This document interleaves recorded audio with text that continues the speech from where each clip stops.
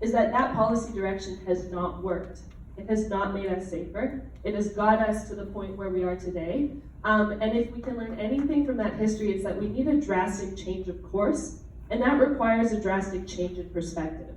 And so I realize, I'm here to give context for the safety questions, and I realize that they're not framed in the way that a lot of the questions around safety have been framed in the news. And that's deliberate. That's because in order to have this change of course, we need a change in perspective.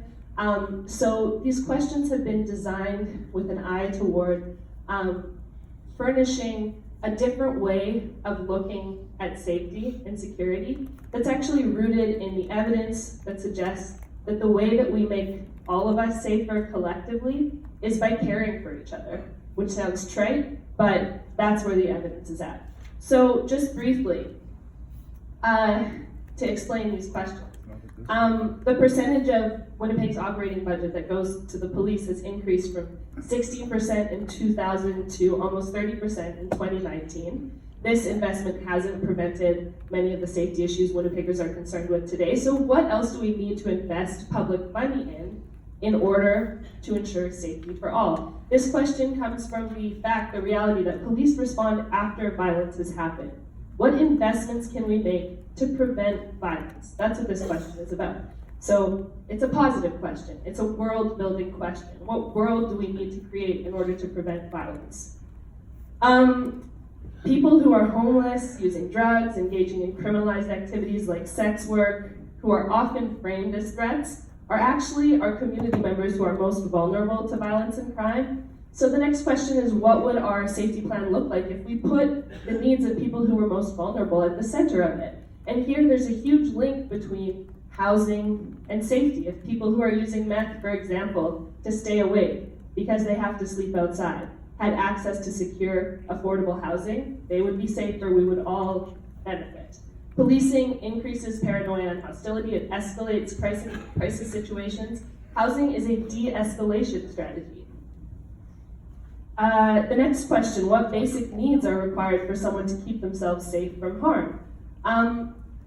There are 600 pages of a report called the Inquiry into the report on the Inquiry into Missing and Murdered Indigenous Women and Girls that articulates this context for violence and has many, many recommendations for how we can build a world in which people are safer. One of the ways that furnishing basic needs keeps people safe from harm, I'm just trying to furnish us with some pictures in our head. If I'm in an abusive relationship, lack of access to housing outside of the situation I'm in may well keep me in that relationship. If my housing is unsafe and my landlord refuses to fix the lock or my door and I have to leave, I'm made exponentially more vulnerable in the the precarious transitions that are required by that situation. Housing is a security strategy for all. What is the difference between safety and comfort? People in crisis and people pushed to work in informal street economies like sex work might make other residents of our neighborhoods feel uncomfortable. Someone asking you for spare change or sleeping under a bridge might make you feel uncomfortable. But to push them out of sight, out of mind, to preserve our comfort is to gravely endanger their safety. So let's make a distinction between safety and comfort.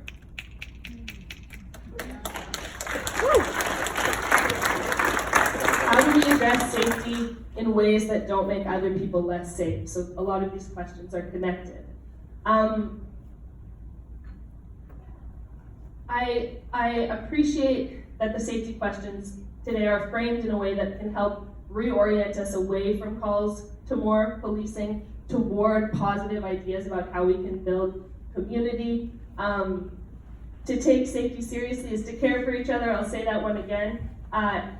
That's not only because caring for each other is the right thing to do, it's actually because that's the only thing that works, it's the only evidence-based policy. So this is the commitment I hope we can move forward with today. There was a tiny little analogy that happened here. I was coughing uncontrollably.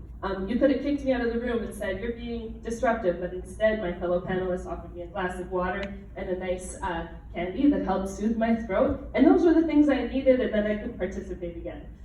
So let's try to think of safety as an inclusionary, collective project of community building. Thank you.